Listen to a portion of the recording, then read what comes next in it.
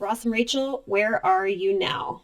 They're in the suburbs with a baby, I think. Oh, they should do a reunion. Oh, that's a new idea. Yeah, nobody's ever thought of a Friends reunion before.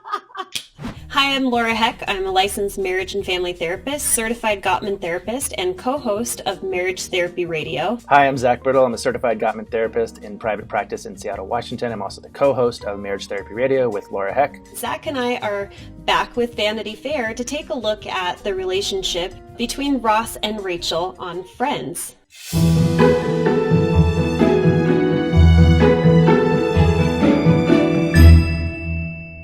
Ross has harbored a secret crush on Rachel since the 9th grade. They went to the same high school and their families were friends. As teens, Ross was sort of a nerd and Rachel was quite popular. As an adult, Ross gets divorced from his wife because she turns out to fall in love with another woman. Rachel leaves her fiancé at the altar and they all connect together in this coffee shop and begin this journey that we watched for 10 years called Friends. What are you doing here? Well, you said you couldn't go out, so... You brought a picnic. Ugh, what a boyfriend. That's it. On Monday, I start wearing makeup. Ross, honey, this is very nice, but I've got a crisis. Yeah, but I've got couscous. If we're just talking like pure relationship dynamic, it's pretty bad when you can't pick up on your partner's explicit cues. Like, right. And she's doing her best. She's trying, but she's not got much to work with here.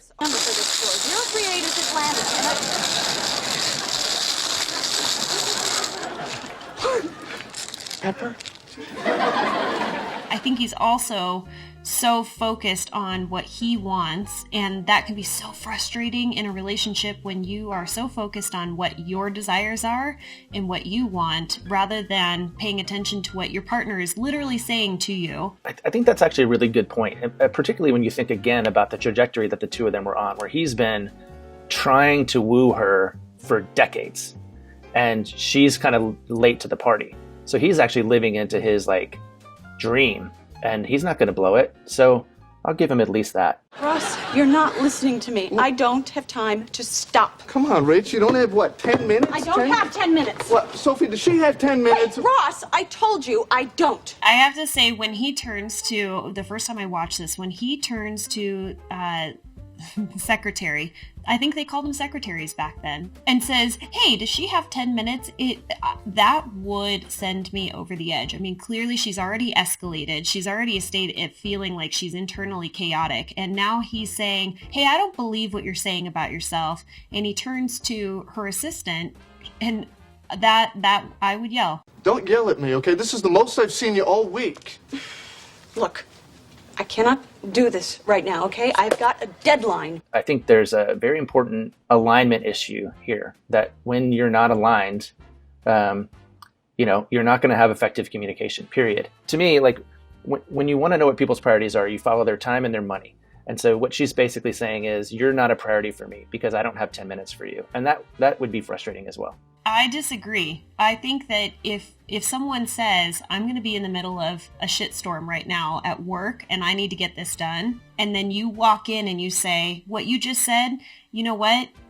I'm more important. My desires, what I haven't planned for you is more important than this right now. Setting up a boundary and saying, I'm in the middle of something and I know that I'm not going to be able to attune to you or to be present for you. So when I get home, that's when we can celebrate the anniversary. That's when we can talk. Would you just go home? I'll talk to you later. Yeah, but why? Goodbye. 100%. Yeah. No, I think 100% you're right. I don't think this is an appropriate way to request her time. But you got to remember this other piece too that he threw in there. He said, "This is the most I've seen you all week." So she's made a more comprehensive decision about where she's putting her time than just these 10 minutes. So I think if couples are going to thrive, they need to make sure that they create space for one another. Certainly within the context of a week. Maybe not within the context of, hey, I just barged in on your workplace. Look, about what happened earlier. Oh, well, I completely understand. You were stressed.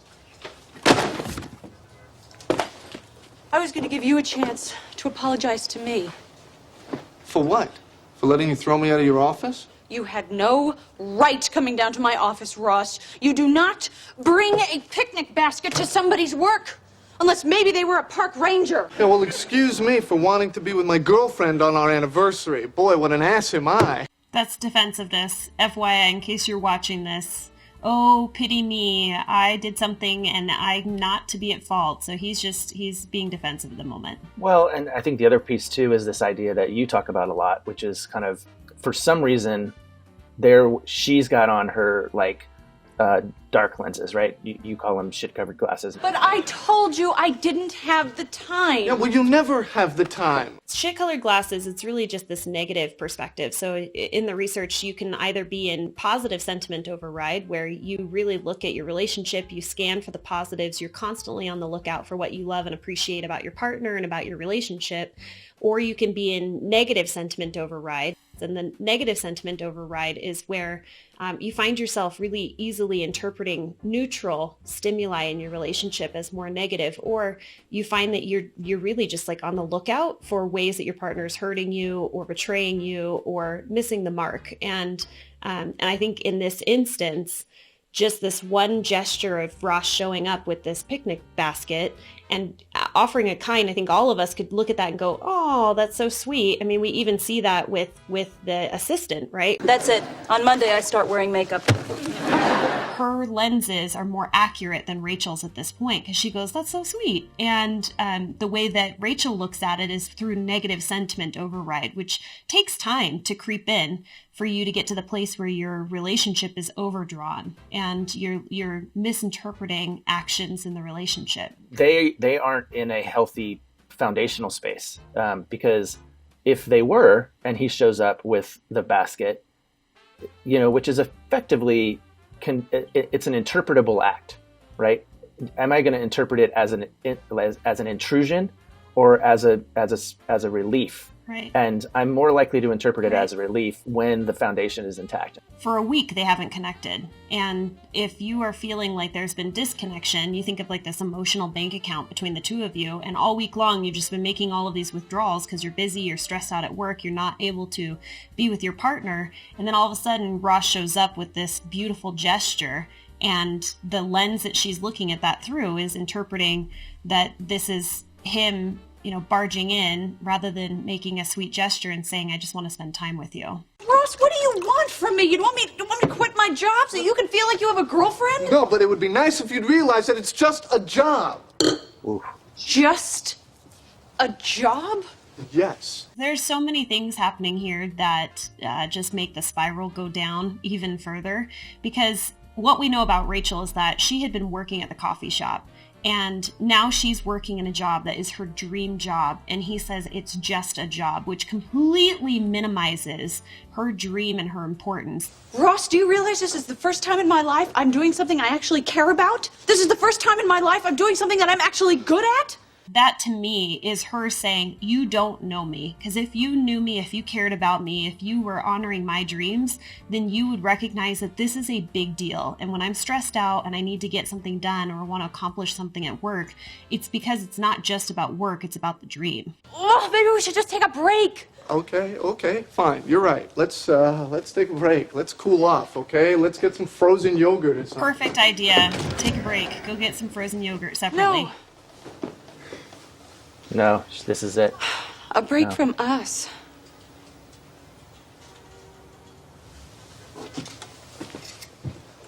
Do you call that stonewalling? He leaves the room?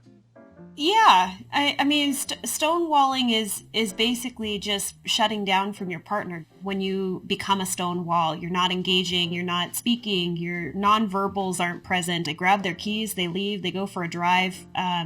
Stonewalling is without agreement.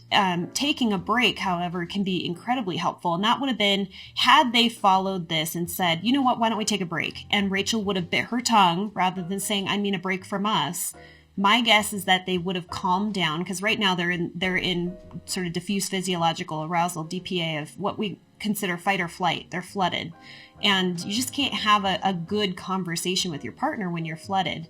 And in order to combat that, taking a break would have been a great idea. Let's calm down and then let's talk about this, because whatever happened up until this point has not been effective, clear, empathetic, generous communication between the two of us. And kind of what happens next is the result of not effectively ending this argument in a way that would set you up for success or set you up for repair anyway. But I think the moment she says, let's take a break, and he doesn't understand what she means, and then she says, no, this is what I mean, he needs to stay right there and make sure that they have an agreement about what they mean about the break. Because that's really the problem with what happens next, right? They don't have an agreement about what the break means.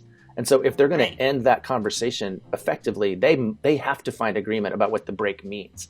And I think you're exactly right. If they had taken a break and gone to get some yogurt, they may have stayed, much more connected, because it's the arousal that was the problem, not the argument itself. I find that a lot of couples, they end up everything escalates, and then they say, we need to separate. We need to take a break.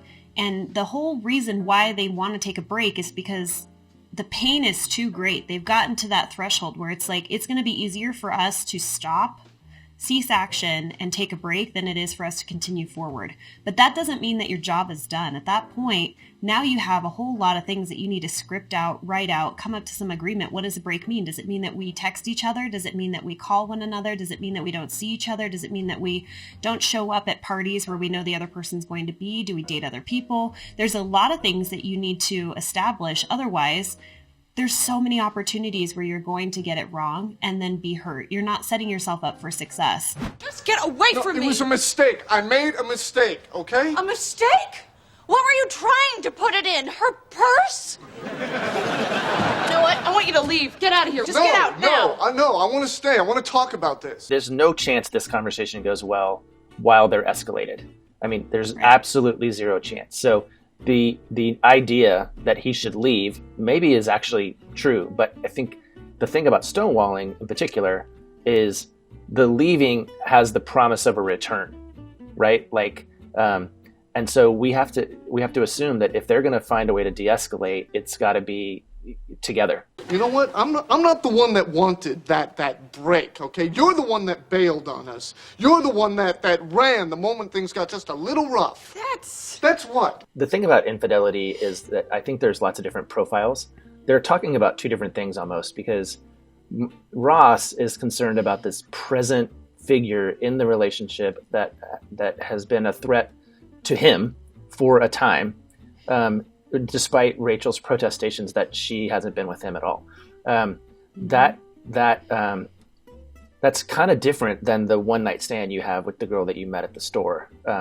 In terms of the profiles are different. They're just very different types of infidelity. That is neither here nor there. Okay, well, here we are. Now we're in a tough spot again, Rach. What do you want to do? How do you want to handle it? First of all, he stands up. Now he's standing taller than her, and he's pointing his finger at her. I'm like, Rachel, you stand up, girl. Or just tell him to sit down. But that's a really awkward, that's not going to go anywhere. Just the body language alone is not healthy in this communication. I did a terrible, stupid thing, okay? And I'm sorry. I wish I could take it back, but I can't.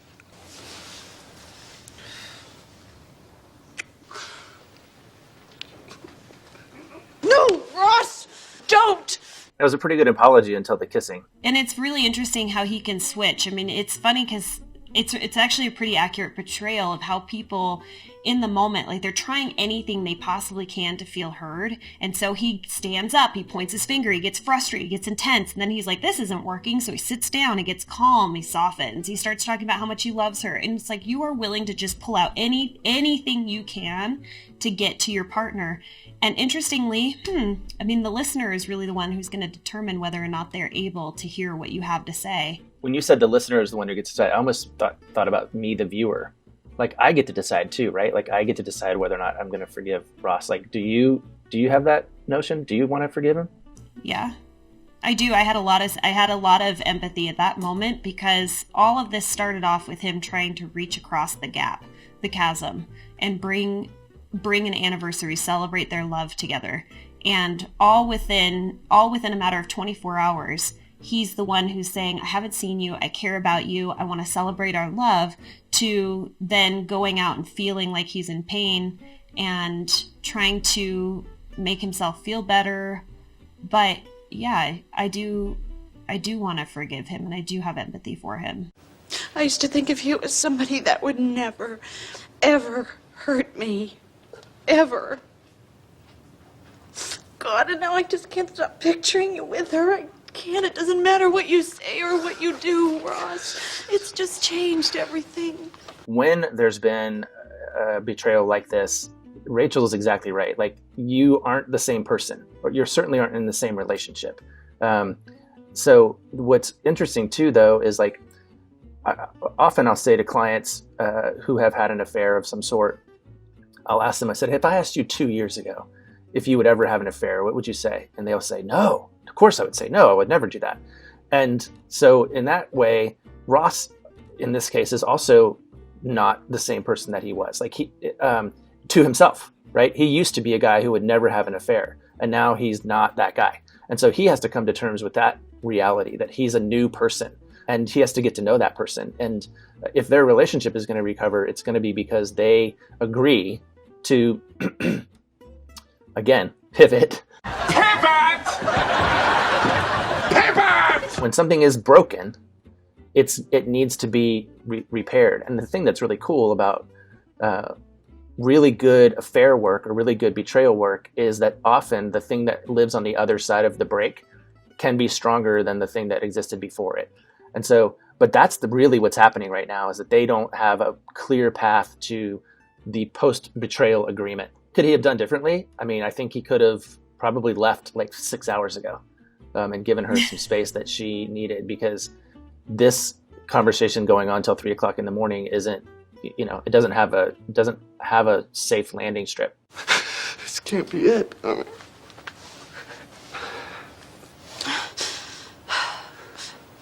Then how come it is? I wish there was a hard and fast rule that basically said if you haven't solved it in 2 hours, or you haven't come to some sort of resolution, or decided that you're not going to come to a resolution and it was time to take a break. And by break, I mean actually like a pause. Take a break from each other, and hit a pause, and then come back. I wish there was a hard and fast rule, because I don't know if there's a whole lot that can be accomplished. But there does need to be, this conversation seems like it needs to happen. There needs to be this is how this makes me feel. Why did this happen? They need to have this sort of conversation. Well, yeah. But I don't know if anything good comes from it after you're exhausted and hungry and tired and lonely and already in that state of just being really flooded. Ross, you didn't tell me you were a doctor. Whoa, wait a minute. You haven't even told her that you are a doctor yet? How long have you known her? Like an hour? So since the last scene of them breaking up, many years have passed. They're not together, but surprise, surprise, they have a baby together, and they're living together, and they're also seeing other people. There's an amazing connection between us. You feel that too? Oh, I thought that was just me. Are you kidding? So Ross is playing a game, right? This is pretty classic Ross. Like, I'm gonna indirectly get the thing that I want, which is always Rachel's attention, right? He always wants Rachel's attention. Okay, Ross, what's going on here? Are we just bringing strange women back to the apartment now? I don't know. Are we just kissing guys on balconies? What? How do you know about that? Through the magic of sight. Does she owe him the conversation to say, I'm seeing other people? I guess it kind of depends on what their agreement is, right? You've been out there in bars and on balconies for over a month now, and you don't even have the courtesy to tell me. It's one thing to say, I'm very uncomfortable with you having men over here and sleeping with them while our baby is in the next room. Like, that's okay. Totally. Like, maybe that's a legit boundary for this style of relationship, but I don't want you to like meet people at a bar. I don't understand the basis of that right now. Who do you think you are? Who are you to decide what messages I should or should not get? Who am I? Yes. I'm the guy who's taking care of our baby while you're out at bars meeting guys. Oh my God, I cannot believe you. You know, I actually came in here hoping to have a mature conversation with you about us. So you try something, you say, hey, we have a kid, let's live together, let's do this. And I think that the agreement should always be, let's reevaluate the situation. If you've come up with some sort of an agreement, then say, well, let's reevaluate this in like 3 months and see what's working, what's not working. Because the way that they're doing this, like, they are having the uncrumble conversation of this doesn't work anymore, and it's okay to change midstream. You know what? This doesn't work. In fact, this is the opposite of working. clearly. Maybe this, just doesn't make sense anymore. Yeah, maybe not. Friends ran for 10 seasons, and you got to figure that Ross was with Rachel or into Rachel for, 20 years before it started, or maybe 10, 15 or so. So their story is pretty long. Their story is about 25 years long. And anthropologically, relationships only have about a 3-year life cycle. And so if they were in, let's call it 18 years of relationship, that's 6 different versions of their relationship. And I think what we just watched was something that, we actually did see the end of one of them, perhaps. And I think couples do this sometimes where they go, I can't do this anymore. And I think what they really mean is I can't do this like this. And so there needs to be a renegotiation of terms. There's this constant evolution, almost like this shedding of a skin. And if couples are willing to stay flexible and say, okay, we're changing, we're growing, we're evolving, there's going to be a shedding of the skin, and then they can evolve into their next 3 years. They weren't married when they had their child, but that's actually relatively new for the 90s. I would say it's much more of an option now for couples that have had babies together to look at these untraditional or non-traditional ways of living together and having family together that includes loved ones, includes the baby mama or baby daddy, but not necessarily in a romantic role. But what we're seeing is the reason why this doesn't work is because they both have feelings for each other. That part is obvious in how they're talking about these other people. Rachel actually does get jealous about this other woman because she does have feelings for Ross. But just because you have feelings for someone doesn't necessarily mean you want to be in a relationship with them or that you should be in a relationship with them. And I think that that's the constant tension that they're pulling on is I have feelings for you. You are family to me, but I don't know if we should be in a relationship. If we are good in a relationship. Thank you for coming with me today. Oh, of course. Rachel Green is very happy you're in her room. Me too. No. Come here. I just don't want to be alone tonight. Okay, well, I can maybe grab a sleeping bag or...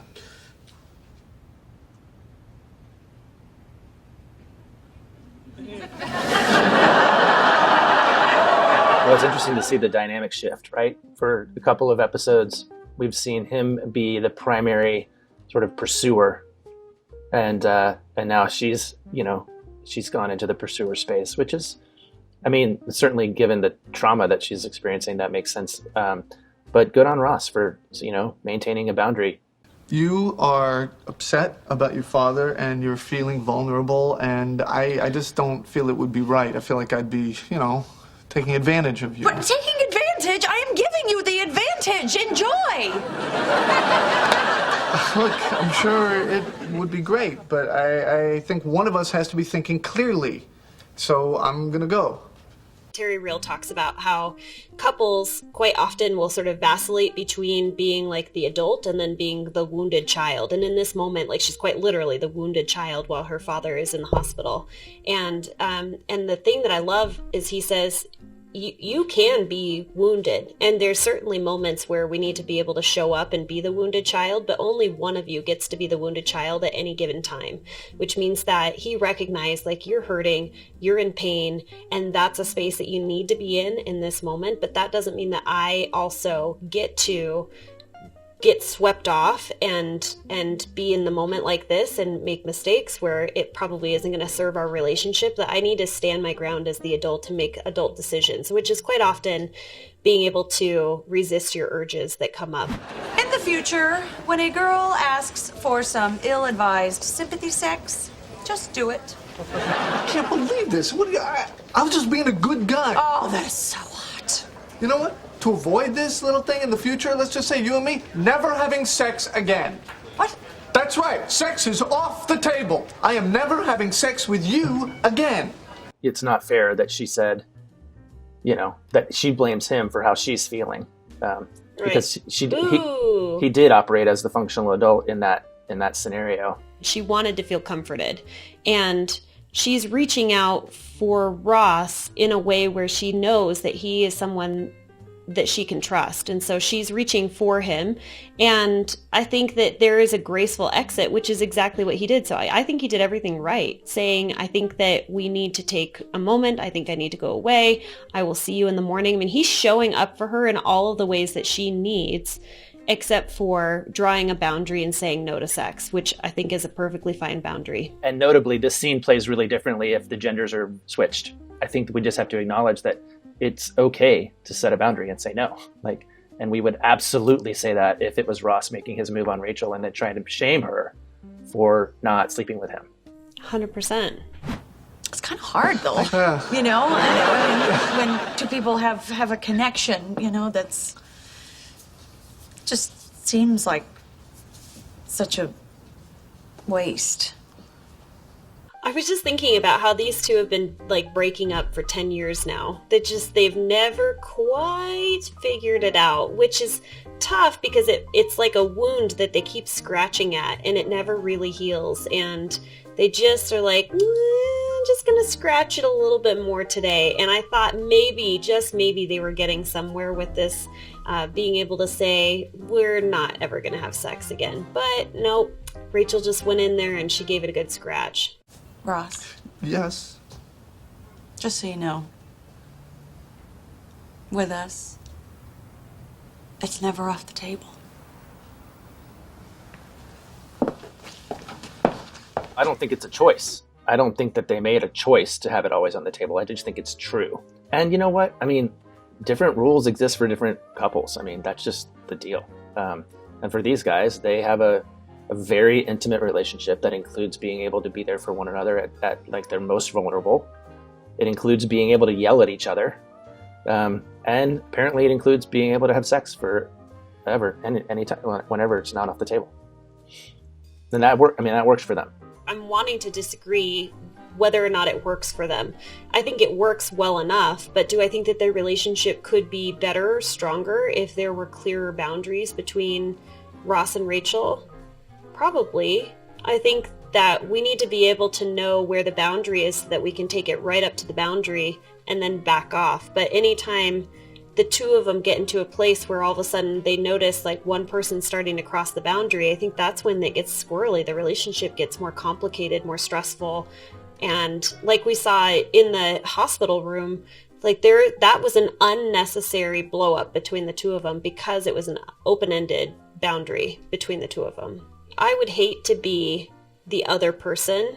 So if Ross gets a girlfriend or a fiance or I don't know where, but I would hate to be the other person in this triad because there is always going to be that third party. There can't be a full connection between Ross and another person or Rachel and another person as long as you still continue to have this weird boundary between you and your baby mama or your baby dada. I think most of us do most of our growing from making mistakes. And clearly Rachel and Ross have had many mistakes along the way. And you can't help but just grow from those opportunities of learning what works, what doesn't work. They still have it on the table. It continues to be on the table for the two of them because maybe along the way they have learned that even though it does hurt, sometimes it's worth it for the two of them to be together. There's something really, really powerful, frankly, about relationships that are formed in your youth that you continue into your adulthood. And, again, these guys were inevitable. And they were inevitable because they were written characters on a sitcom. But I think there is, I'm glad that we ended here because there's the reminder that they have a secure attachment and that they really do have each other's best interests at heart. Ultimately, Ross and Rachel end up together, and it's because of their friendship. It's because they show up for each other. It's because they are deeply familiar with one another. It's because they're attracted to one another and they let each other know. The long-term success of their relationship is really based on a foundation of really solid. They're friends. They're friends. There it is. It's right there in the title. Yeah, so that was Ross and Rachel from Friends. They've come a long way over the last 10 years, or the 10 years that they were on TV, and it was fun hanging out with them. Thanks, Vanity Fair, for having us as we had an opportunity to take a look at just how much relationships evolve over time. This show has a warm spot in my heart. Great way to waste the 90s.